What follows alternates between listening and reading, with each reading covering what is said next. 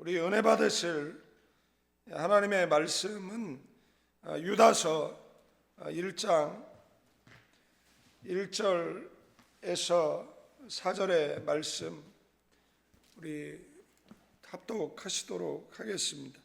예수 그리스도의 종이요 야고보의 형제인 유다는 부르심을 받은 자 곧 하나님 아버지 안에서 사랑을 얻고 예수 그리스도를 위하여 지키심을 받은 자들에게 편지하노라. 긍휼과 평강과 사랑이 너희에게 더욱 많을지어다. 사랑하는 자들아, 우리가 일반으로 받은 구원에 관하여 내가 너희에게 편지하려는 생각이 간절하던 차에 성도에게 단번에 주신 믿음의 도를 위하여 힘써 싸우라는 편지로 너희를 권하여야 할 필요를 느꼈노니 이는 가만히 들어온 사람 몇이 있음이라. 그들은 옛적부터 이 판결 받기로 미리 기록된 자니 경건하지 아니하여 우리 하나님의 은혜를 도리어 방탕한 것으로 바꾸고 홀로 하나님이신 주제 곧 우리 주 예수 그리스도를 부인하는 자니라. 아멘. 유다는 예수님의 동생이지만 자신을 가리켜서 예수 그리스도의 종 두로스라고 고백하고 있습니다. 유다는 혈연이 아니라 복음 앞에서 종이라는 자신의 정체성을 드러내고 있습니다. 그리고 오늘 이 짧은 1절에서 4절까지의 내용 속에 성도들을 부르는 세 개의 호칭이 나오는 것을 보게 되어지는데, 부르심을 입은 자들, 그리고 하나님 아버지 안에서 사랑받아온 자들, 예수 그리스도 안에서 지키심 받은 자들, 이들에게 단번에 주신 믿음을, 그것을 힘써 싸우라는 겁니다. 싸우라는 것은 지키라는 은혜일 것입니다. 그리고 그러면 무엇과 싸워야 하느냐라고 이야기했을 때 가만히 들어온 은혜를 방종으로 바꾸는 그들과 싸우라는 겁니다.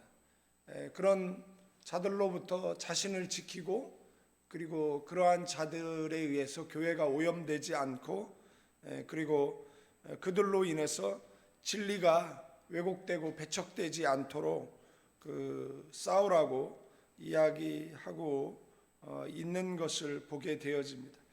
성경은 마귀를 대적하라라고 이야기했지 피하라고 말한 적은 없습니다. 그래서 때로는 우리가 기도할 때도 어떤 그런 사탄의 세력은 대적하면서 기도하는 것이 맞다라는 것 기억하시는 저와 여러분 되기를 축원드리겠습니다. 1절, 2절 말씀 보시면 우리를 가리키는 앞서 말씀드렸던 세 단어, 첫 번째는 부르심을 입은 자들이다라는 것이죠. 이 클레토이스라는 이 단어는 하나님께서 부르셔서 세운 사람들, 그 사람들이 바로 저와 여러분인 줄로 믿습니다.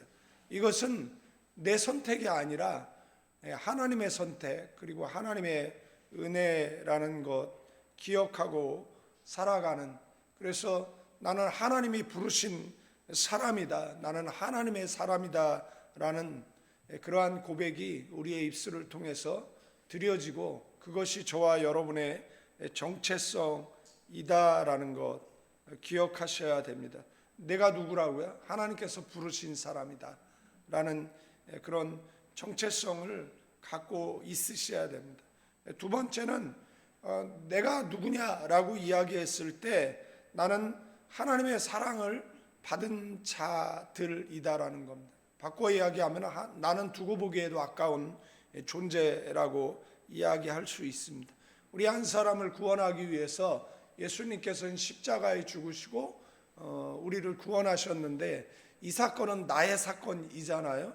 이것을 희석시키지 말고 이것은 나의 사건, 예수님께서 나 한 사람을 구원하기 위해서 하늘 보좌 버리고 이 땅 가운데 오셔서, 그리고 나의 죄를 대속하시기 위해서 십자가에 죽으시고, 그리고 내가 구원을 얻게 되어졌다라는, 나는 그렇게 하나님의 사랑을 받아온 그런 자라는 겁니다. 이게 완료 시상으로 되어져 있는데, 이것은 한번 찍은 도장은 지금도 유효하다, 이런 뜻을 가지고 있어요. 그러니까 하나님께서 나를 사랑하는 이 사건은 그냥 단회적 사건이 아니라, 뭘 잘해서가 아니라, 뭐 잘못하면 또 사랑 안 하는 뭐 이런 것이 아니라, 주님 앞에 서는 그날까지, 그 이후에도 지속적으로 사랑하는 그 상태를 이야기하는 줄로 믿습니다. 나는 누구라고요? 하나님께서 나를 부르셨고, 그리고 나는 하나님의 사랑을 받고 있는, 그리고 계속해서 받을 자라는 것. 우리가 뭐 검은 안경을 쓰고 세상을 보면 세상이 까맣게 보이는 것이잖아요. 그것을 프레임이라고 이야기를 하는데, 하나님께서 나를 사랑한다라는 그런 안경을 쓰고, 만약에 우리에게 있는 그런 다가오는, 뭐 겪고 있는 어떤 상황들을 해석할 때 그 사랑이라는 이 프레임 안에서 해석한다라면, 고난도 사랑이죠. 그것도 가만히 보면 하나님께서 나를 사랑하셔서 훈련하시는 그런 과정이라고 고백할 수가 있습니다. 그래서 이 하나님께서 나는 하나님의 사랑을 받는 자다라는 것을 잊지 않고, 늘 나는 하나님의 사랑을 받은 자다, 받고 있는 자다라고 고백하시는 저와 여러분 되기를 축원드리겠습니다. 세 번째로, 그리스도 안에서 지키심을 받는 자들이다라는 거예요. 이거는 완료 수동인데, 금고에 든 보물처럼 보존된 신분이다라는 거예요. 바람이 불어도 금고는 흔들리지 않습니다. 여기 중요한 포인트가 있는데, 복음은 먼저 우리가 누구인가를 정하고, 그리고 있다라는 사실입니다. 그래서 나는 누구라고요? 나는 하나님께서 지키시는 사람이다라는 겁니다. 이 담대함을 누가 가지고 있었습니까? 사드락 메삭 아벳느고가 갖고 있었고, 풀무불에 우리를 던져 넣을지라도 하나님께서 우리를 지키실 것이고, 그리 아니하실지라도 감사하다라는 이 고백을 그 풀무불 앞에서 할 수 있다라는 것은 하나님께서 나를 지키고 계시다라는 이 신앙 고백이 그들에게 있었기 때문에 가능한 것이잖아요. 다윗도 마찬가지죠. 골리앗 앞에 섰을 때 골리앗을 두려워하지 않을 수 있었던 것은, 나는 누구라고요? 나는 하나님께서 지키시는 자인 줄로 믿습니다. 제가 아직 그리스도인의 저와 여러분의 나의 이 세 가지 정체성을 말씀드렸어요. 기억하시길 바랍니다. 나는 누구라고요? 하나님께서 부르신 사람. 아멘. 나는 누구라고요? 하나님의 사랑을 지속적으로 받고 있는 사람. 나는 누구라고요? 하나님께서 지속적으로 나를 지키고 계시다라는 이 믿음을 분명히 가지고 있을 때, 이 세상을 담대하게 살아가는 저와 여러분들 되어질 줄로 믿습니다. 우리가 이렇게 의심이라는 건 의심이 아니고, 흔들리는 이유가 있다라면 이 믿음, 이 세 가지에 대한 믿음이 흔들리기 때문에 하나님이 날 사랑하지 않는가? 않는 거 아닌가? 근데 하나님 날 계속 지속적으로 사랑하고 계시다라고 하잖아요. 왜 하나님은 이 힘든 상황에 나랑 함께하고 있지 않을까? 근데 하나님은 지속적으로 나를 지키고 계시다라는 거잖아요. 하나님께서 우리를 부르실 때는 하나님의 우리를 구원하시기 위해서 부르신 것이지 우리를 멸망시키기 위해서 부르신 것이 아니잖아요. 그래서 유다서에서 이야기하는 우리의 그 정체성에 대한 각인이 있기를 축원드리겠습니다. 그런 각인이 있을 때 우리는 어떤 문제 앞에서도 그 하나님의 그 전능하심을 바라보면서 초연히 그 어려움을 이기고 극복하고 궁극적으로 승리할 수 있는 저와 여러분들 되어질 줄로 믿습니다. 유다는 또 3절에서 사랑하는 자들아 우리가 일반으로 받은 구원에 관하여 내가 너희에게 편지하려는 생각이 간절하던 차에 성도에게 단번에 주신 믿음의 도를 위하여 힘써 싸우라는 편지로 너희를 권하려 할 필요를 느꼈노라. 지금 유다는 어떤 주제를 가지고 이야기하려다가 갑자기 이제 그 주제를 바꿔요. 그 내용은 뭐냐면 성도에게 단번에 주신 믿음, 이 피스타스라고 이야기하는데 내 느낌이 아니라 그 사도들로부터 그 받은 그 복음, 그것을 뭐라고요? 힘써 싸우라라는 겁니다. 그러면 힘써 싸우라는 말은 이 원어적인 의미는 외치라는 겁니다. 그러면 왜 외치라고 이야기를 하는 거예요?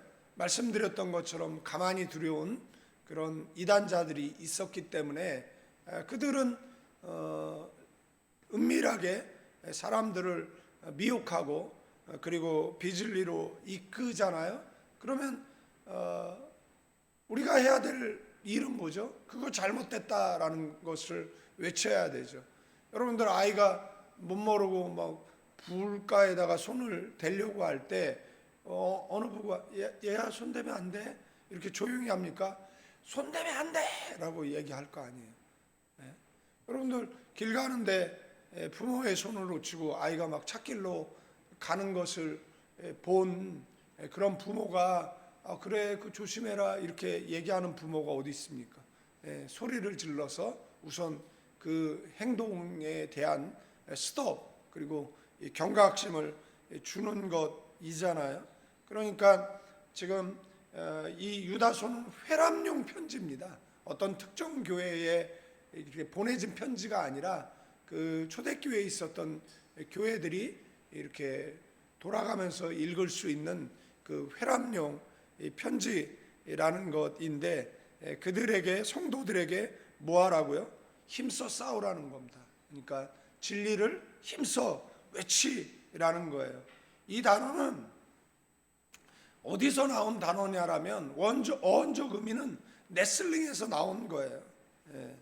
그냥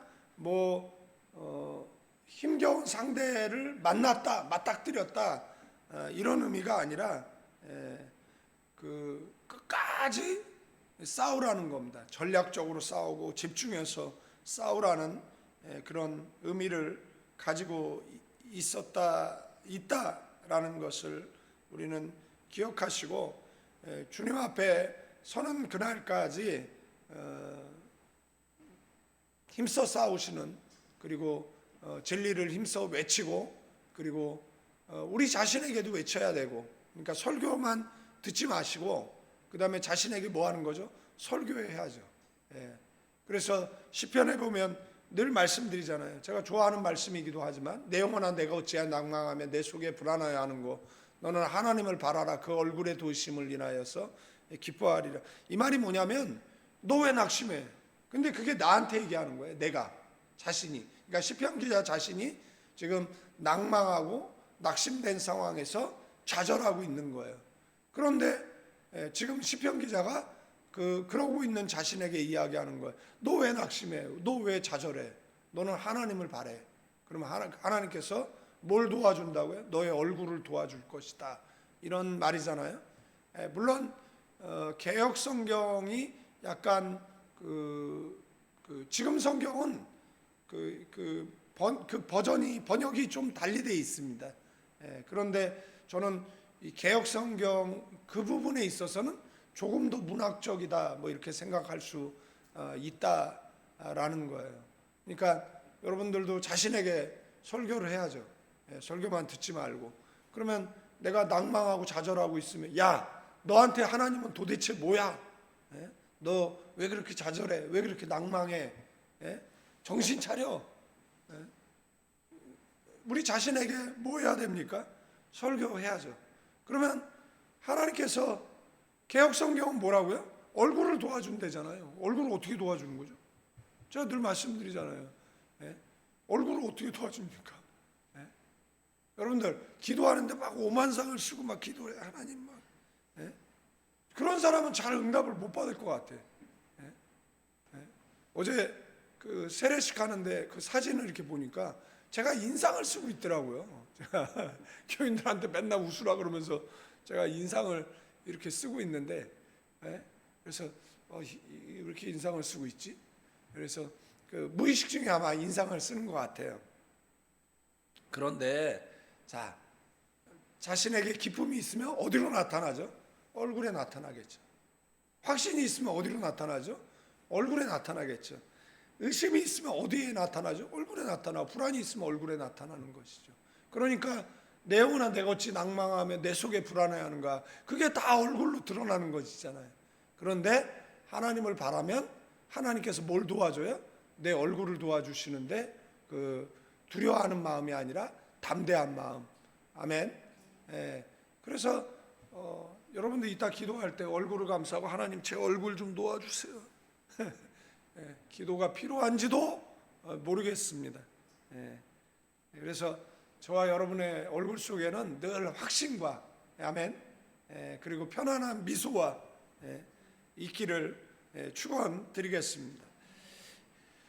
4절 말씀에 이는 가만히 들어온 사람 몇 사람이라 그들은 옛적부터 이 판결 받기로 미리 기록된 자니 경건하지 아니하여 우리 하나님의 은혜를 도리어 방탕한 것으로 바꾸고 홀로 하나이신 주제 곧 우리 주 예수 그리스도를 부인하는 자니라. 요한 1, 2, 3서를 통해서도 말씀을 드렸지만 이단이 뭐냐라고 얘기했을 때 예수 그리스도의 신성, 인성을 부인하는 자입니다. 이런 자들은 집에 들이지도 말고 인사도 하지 말아라. 뭐 요한은 뭐 그렇게 이야기를 하고 있어요.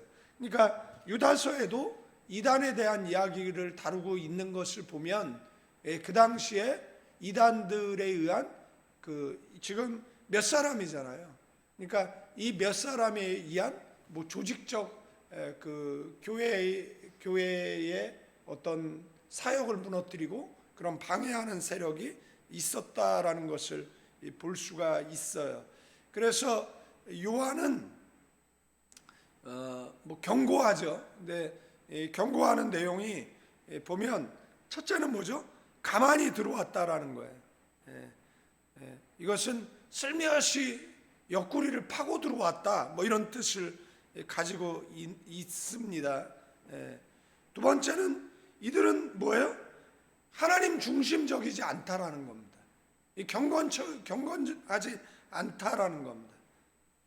하나님의 말씀을 의도적으로 거부하는 자들이라고 볼 수가 있습니다. 이들은 이 자유를 방종하는 그러한 자들이에요. 그러면 왜 방종하느냐라고 얘기했을 때 부끄러움을 모르는 겁니다. 부끄러움을 모르기 때문에 방종을 하는 거예요.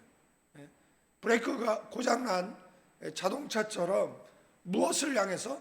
사고를 향해서 달려가는 거예요. 그래서 성경의 다른 표현은 받은 은혜를 조롱거리, 생욕거리로 만들었다라고 말을 하고 있습니다. 그 다음에 이들은 입으로는 주여 주여 하는데 삶의 왕자를 하나님께 내어드리지 않습니다. 자기 주관적이고 자기 욕심적이고 그냥 자기 뜻대로 그렇게 사는 자들이죠. 그래서 하나님의 그 주권을 부인하는 이런 자들이라고 볼 수가 있습니다. 여러분들, 이 거짓이라는 것은 광명한 천사처럼 가장하고 우리에게 다가온다라는 거예요. 그래서 그것이 거짓인가 아닌가를 분별하는 그 기준은 성경입니다. 그죠? 두 번째는 그 성품이죠. 예수님께서 그 팔복이라고 이야기하는데 8가지 성품이거든요. 그 제자를 선택하는 기준이 그 성품이었습니다. 그 다음에 이제 그런 내용들이 나와 있습니다. 우리가 착각이 뭐냐면 하나님이 나를 사랑하시니까 괜찮아. 그래서 죄를 희석시키고 그 다음에 이 방탕, 방종, 그 브레이크 고장난 자동차처럼 달리면 결국은 사고를 만날 수밖에 없다라는 것.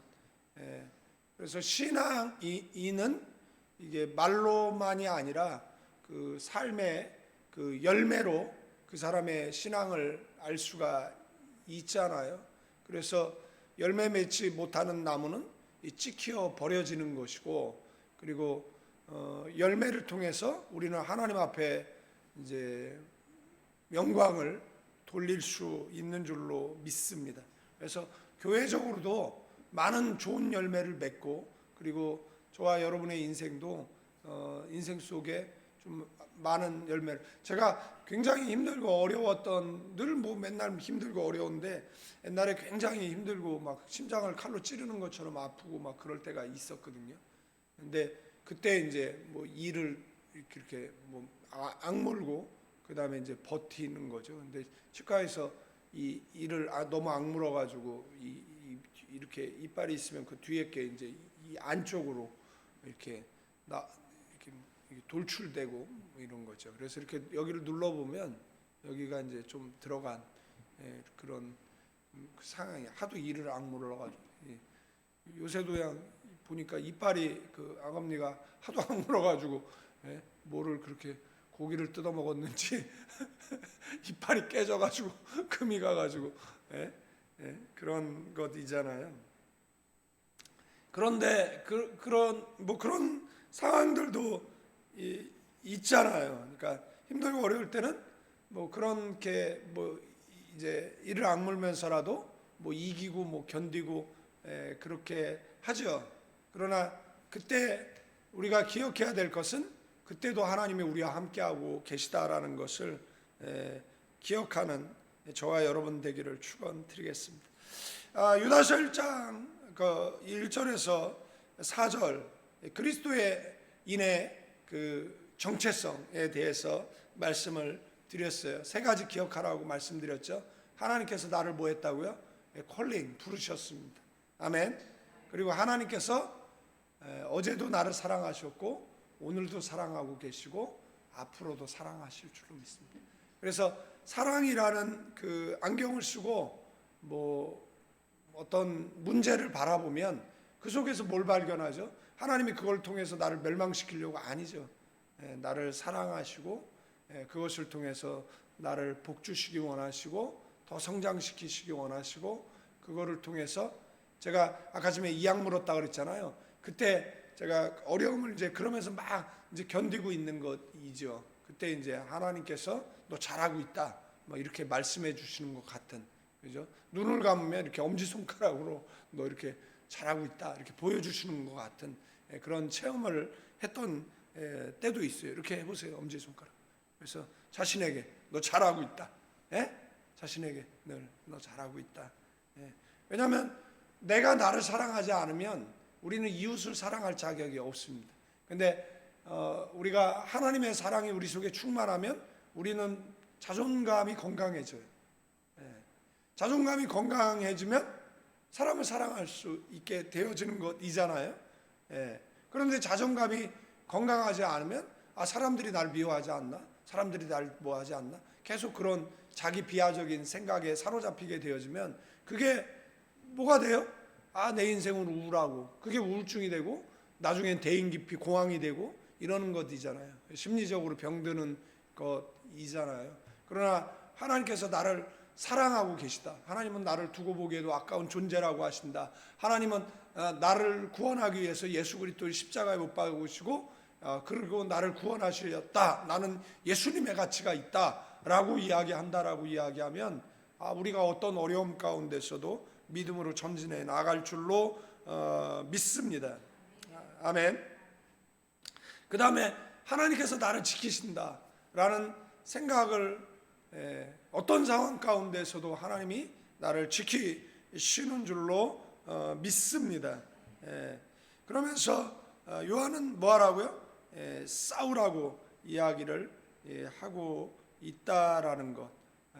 그래서 이 싸우라는 것, 이 진리를 외치라는 것. 여러분들 세상 사람들이 유행 따라 한쪽 눈 감고 두 다리 멀쩡한데도 불구하고 절며 다니더라도 저와 여러분들은 두 다리로 똑바로 서서 두 눈 똑바로 뜨고 그리고 똑바로 걸어가는 저와 여러분 되어지기를 축원드리겠습니다.